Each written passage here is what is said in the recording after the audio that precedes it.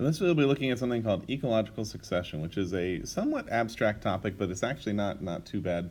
The idea essentially is this, that over time, one biological community can replace another as a result of changes in either abiotic or biotic factors. There's two types, primary and secondary succession. This will make a little bit more sense as we kind of get into what's going on here. One thing you need to understand, of course, primary means first, secondary means second. So primary is sort of the first time it goes around, and then the secondary succession is after that. Primary succession is the establishment of ultimately our what we call a climax community from what was bare rock. So one way to think about this is think about the Hawaiian Islands that are forming as a result of volcanism. And so you get new islands actually being created. There's new chunks of the big island that are being built right now as we speak as lava flows out of the volcano. And that island is going to start off as just bare rock.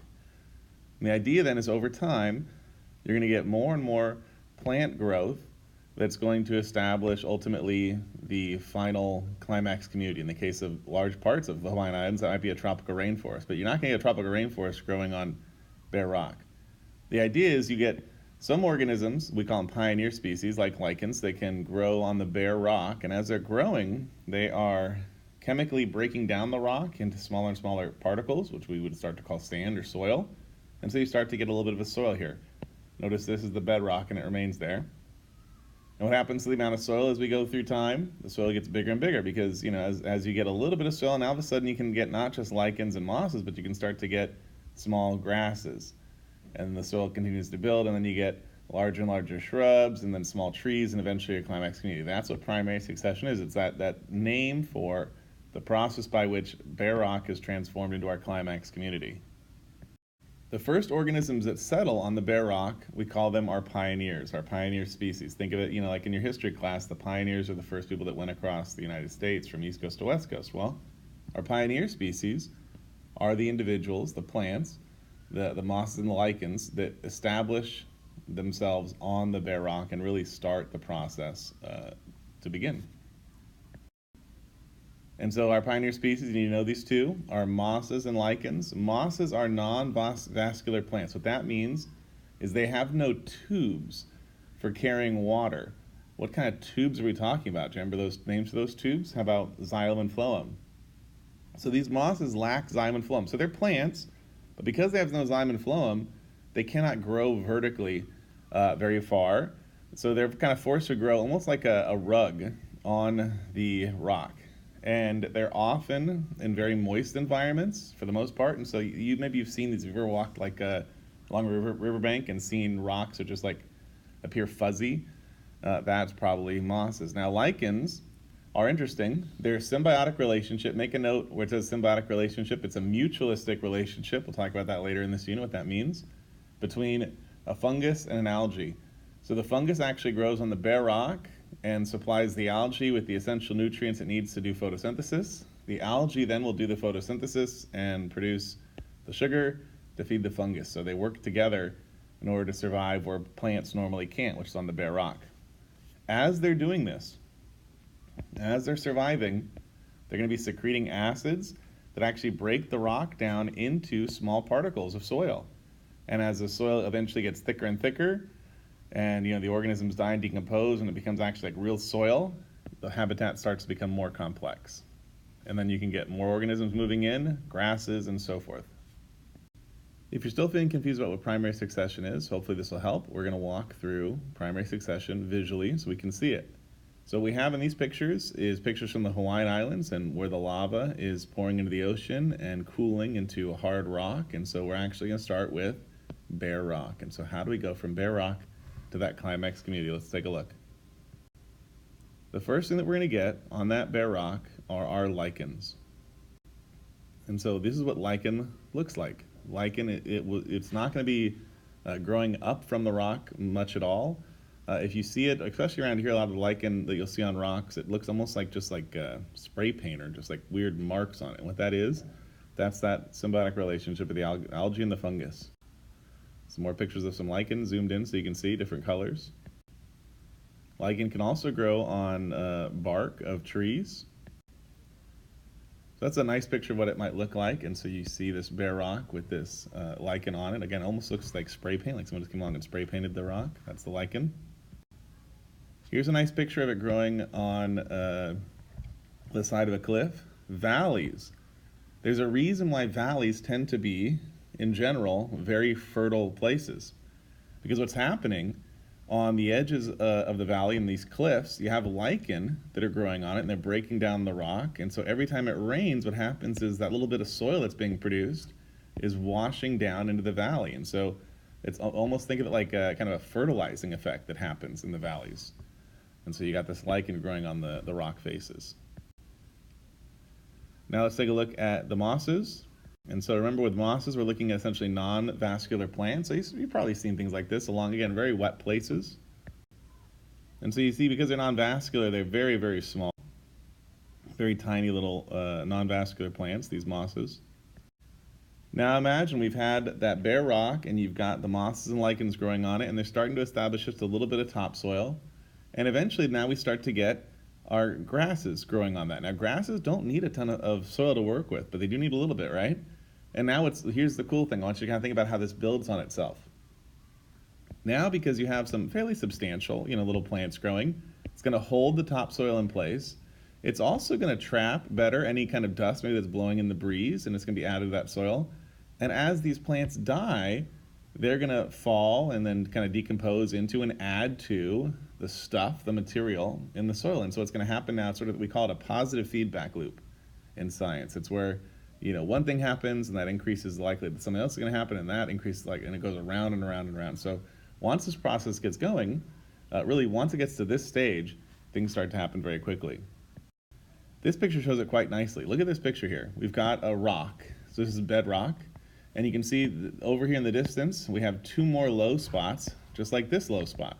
So imagine every time it rains, the dirt, the soil that's being produced around the bedrock is being washed into here. And now here is the soil that's actually thick enough for our small little perennial grasses to be growing, little flowering plants even. And so what's going to happen over time to this layer of soil, of course, is going to get thicker and thicker and thicker, and it's going to spread out around the margins here. They'll merge together. That's what this is showing. So again, we got the bedrock at the low spot, and now look, we're getting even some small trees growing there. Eventually what's going to happen to my bedrock? It's going to be completely covered. It's still down there, but now we've got maybe a few feet of soil over it, and now we're getting some reasonable stands of trees. So you can see the size of the plants is increasing, and then ultimately end up with our climax community. So we start with our pioneer species, and we end with our climax community. Make a note over here. Which climax community you end up with depends on the climate. So if you're in a very wet and warm place, maybe the climax community, like on the Swan Islands, might be a tropical rainforest. Okay, maybe the climax community might be a temperate forest or a grassland. It really depends.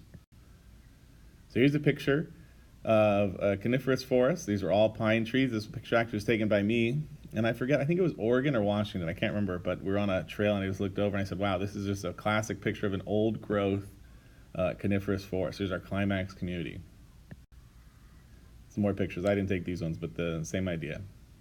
Now that we understand how primary succession works, let's look at secondary succession.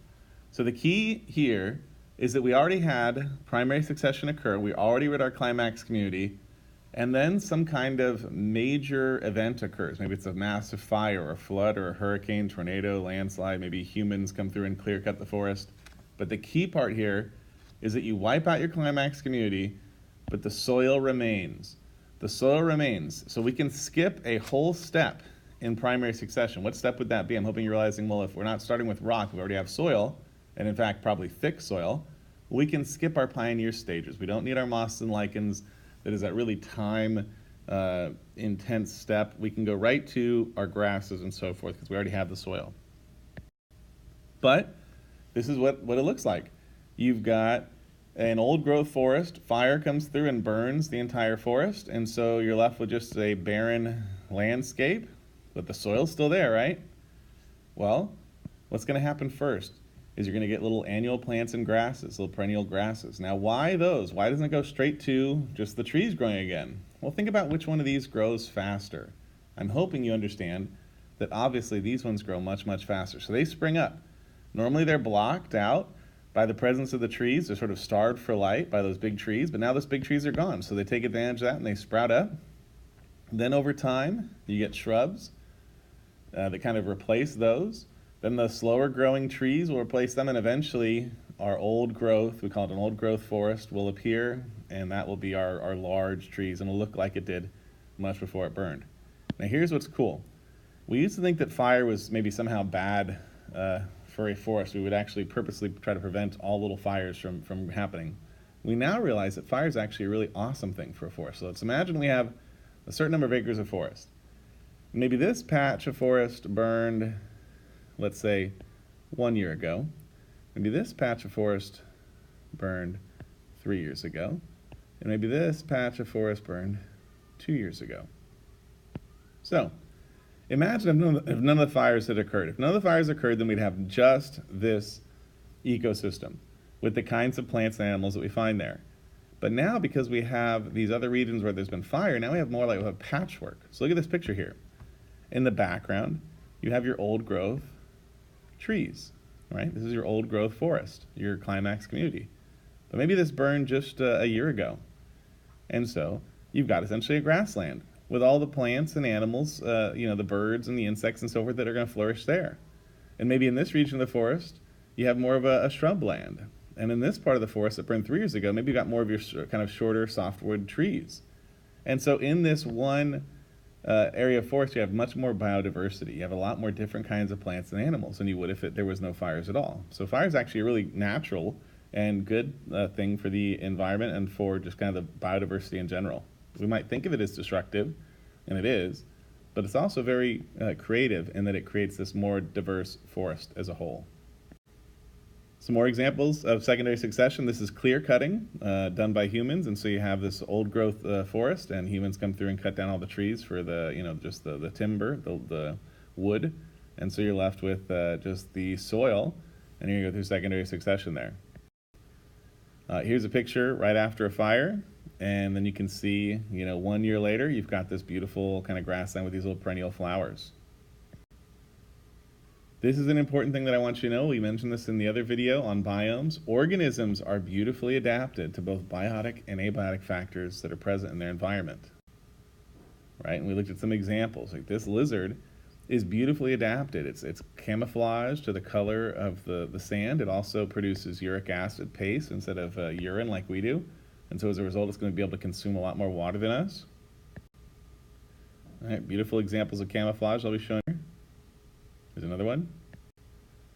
There's another one. This owl, it may not look very camouflaged, right? But look at it with its background. Yeah, so actually the colors of the feathers beautifully mimic the colors of the rock with these bird droppings on it. Yeah, can you even see the owl in that picture? It's there. Same owl that we were just looking at. Where is it? It's right here. It's looking that direction. There's his eye right there. And here's kind of a cool example. These two individuals are adapted to a very desert environment, very hot environment, and we'll call it arid environment. And these large ears you might think are just for hearing, and while they certainly would help with hearing, these large ears are actually like the radiator on your car. What the organism does is it pumps the warm blood into the ears. That heat is then dissipated to the environment. It cools the organism, and the cool blood returns. It's the same reason why with African and Asian elephants you can tell the difference just based on the size of the ear. The African elephants have much larger ears than the Asian elephants because it is hotter in Africa. And so they have to deal with that issue of cooling their bodies much more than our Asian elephants. And realize there's just no limit to the number of examples I could give you, right? Whether it's insectivorous plants and so forth, there's just, every organism is just beautifully designed, if you want to use that word, or beautifully adapted to its particular environment. Now that design or adaptation is a little bit of a double-edged sword. It means that they are able to survive and flourish beautifully in their environment. But it also means that if that habitat changes, if there's dramatic alterations or changes in that environment, all of a sudden you may not be very well suited to that new environment. So make a note on here somewhere that habitat destruction is the #1 cause of extinction, of human-caused extinction. So habitat destruction, you take a forest and you chop it down and you turn it into a cornfield. Well, the organisms that were surviving and thriving in that forest that were beautifully adapted to that, they're probably not very well adapted to living in a cornfield. And so realize that the number one cause of extinction that humans are causing, and just in general, is the change of habitat destruction. You need to know that for sure. So anyway, that's the end of this video, and I hope that was helpful. I'll see you next time.